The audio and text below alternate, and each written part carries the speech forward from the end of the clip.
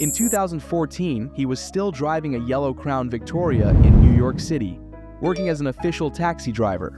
Set routes, set hours, and sometimes even a friendly chat with passengers.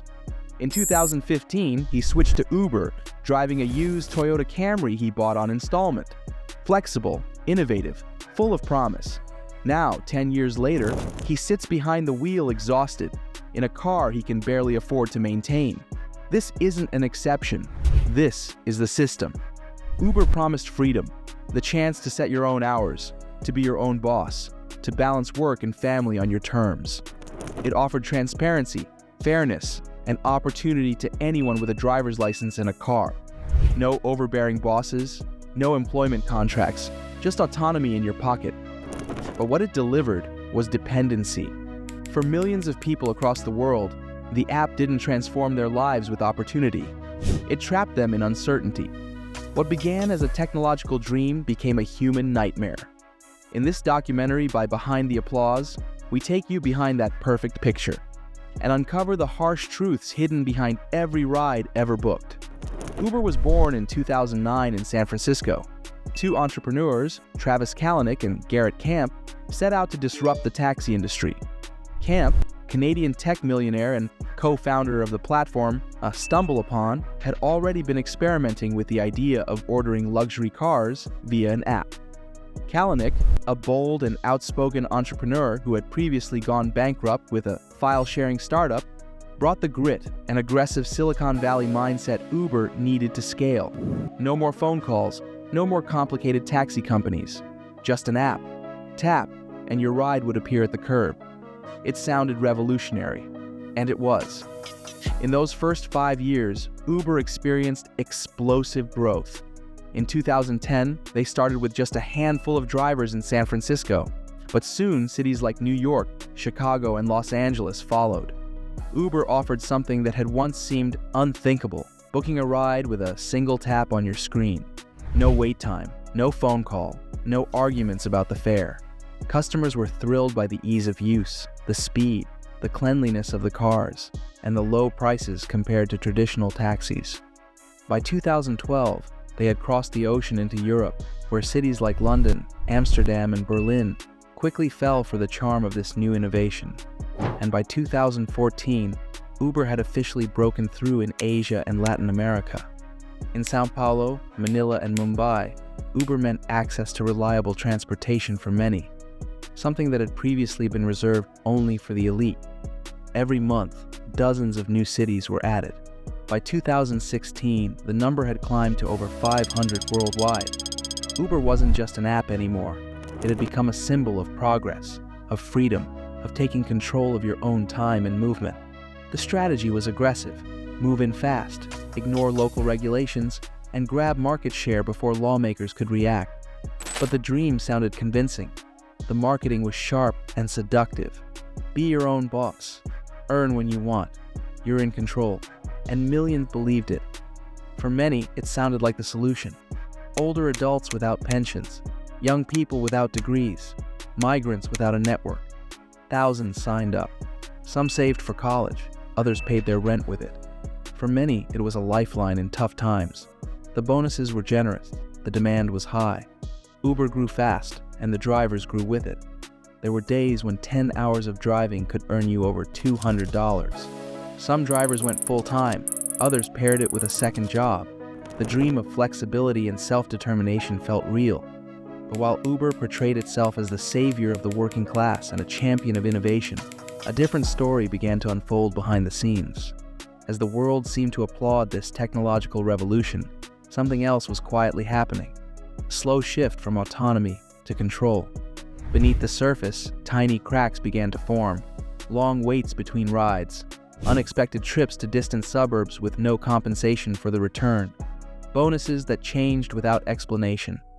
What once felt like liberation slowly began to resemble a straitjacket, and for many drivers, the road to freedom turned out to be paved with promises that increasingly failed to hold up.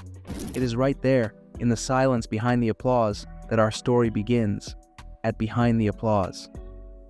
What was first celebrated as a technological breakthrough slowly morphed into digital coercion. Uber stopped treating its drivers like partners and started treating them like data points in a vast algorithmic game. An algorithm. One word, but a world of control. It sounds technical, neutral, efficient. But in reality, it was an invisible boss. A system that watched every second. The algorithm decided who got a ride, how far the ride would go, how much it would pay, whether you were even still welcome on the platform. No human evaluation, no explanation. Just a machine, watching, calculating, and deciding. Cold, quiet, ruthless. The autonomy Uber once promised was slowly, but surely, swallowed up. By code, by data, by logic that didn't care about fatigue, illness, or human dignity. Bonuses, once generous, began to dry up. Where drivers had once earned hundreds of dollars in sign-up rewards, those perks vanished like smoke. In their place came increasingly vague incentive systems.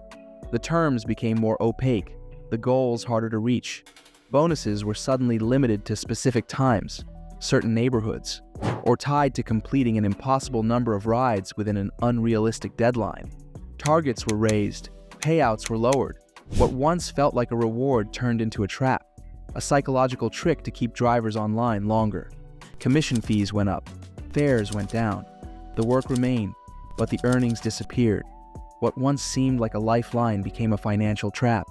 Where drivers had once earned enough to support their families, pay their bills, and even set some money aside, now there was less and less left. The margins shrank, week after week, below minimum wage, below the threshold of basic survival. And still, they kept driving.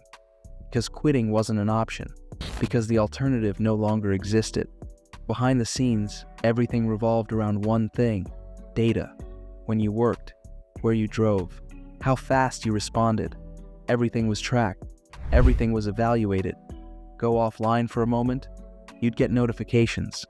You're missing peak hours. Decline too many rides, your ranking would drop. Fall below a certain rating, you'd be quietly deactivated. No warning, no conversation, just silence. The pressure became unbearable. Some worked 16 hours a day. Others slept in their cars. Still others shut down completely. Burnouts, physical ailments, anxiety disorders. Uber experimented with psychological tricks, unreachable goals, color schemes designed to subconsciously push you to keep driving. You weren't working for a wage anymore. You were playing a game, only the game was real. And perhaps the most painful part? To the customer, nothing seemed wrong. The ride was fast, cheap. The driver smiled. Behind that smile was a person on the edge of exhaustion, on the edge of giving up, trapped in a system that looked sleek but was merciless. And then, after years of pent-up frustration, the inevitable happened. The silence broke open. Everything that had lived in the shadows for years was suddenly exposed to the light. In 2017, the bomb finally exploded. What had been kept behind closed doors for years was suddenly dragged into the daylight. Internal documents leaked, revealing top executives openly discussing how to undermine laws and manipulate public opinion. Employees who had stayed silent until then began to speak out. One of the first was Susan Fowler, a former engineer at Uber. In her blog post, she described how her manager had sexually harassed her. When she reported it to HR, she was told that he was a high performer and therefore couldn't be punished. She was forced to leave her team. "I felt like I was the one being punished," she wrote. And her story was not an isolated case. Multiple women came forward with accounts of unwanted advances, harassment via Slack, and managers who refused to take action. In total, the internal chaos led to more than 20 firings. But the issue ran much deeper. An internal report, led by former U.S. Attorney General Eric Holder, exposed a toxic work culture where aggression was rewarded and empathy ignored. The report detailed a lack of diversity, racist remarks, and a pervasive bro culture dominated by white male executives. Employees with immigrant backgrounds reported systemic discrimination and stereotyping. Travis Kalanick, the charismatic yet ruthless founder, found himself at the center of the storm. Under his leadership, Uber had become a company where profit mattered more than people, and boundaries were viewed as obstacles to be bulldozed. He yelled at drivers, belittled employees, and pushed his team to the brink of exhaustion. He became the face of Silicon Valley's moral collapse. Brilliant, wealthy, untouchable, until the pressure became too much.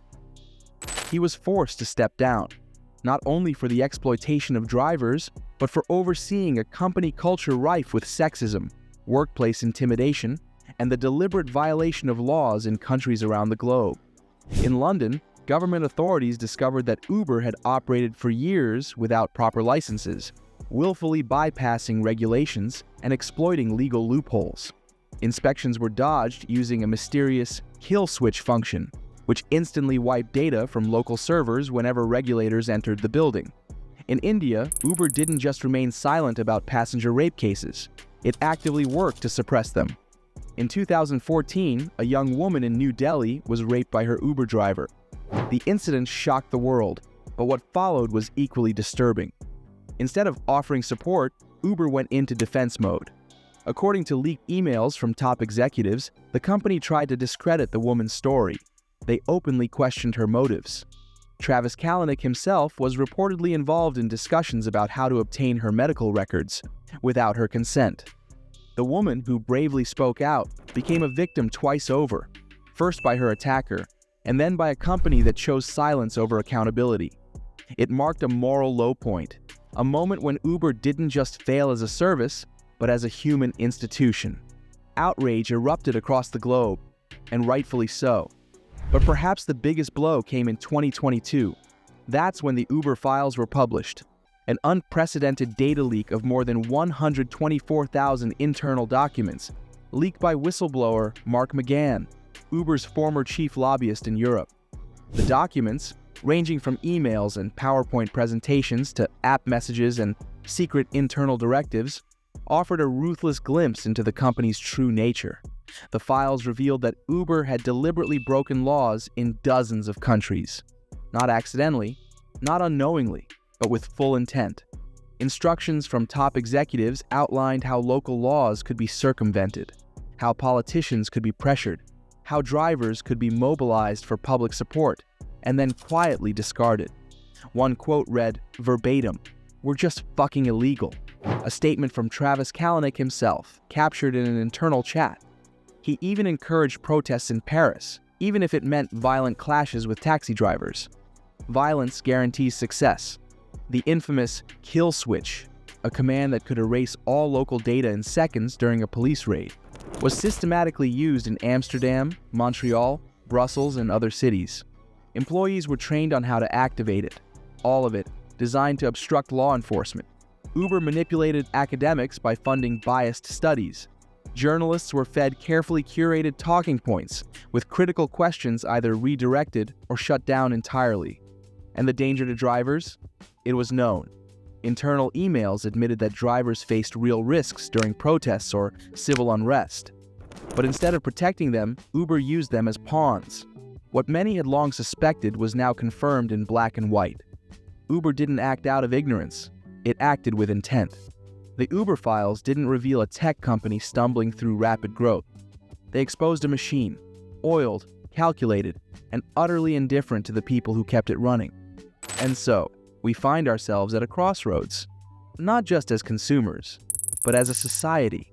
What does it say about us if we continue to accept these practices? If we choose convenience over justice? That's where the ethical mirror begins, and that mirror reflects back an image we'd rather not see.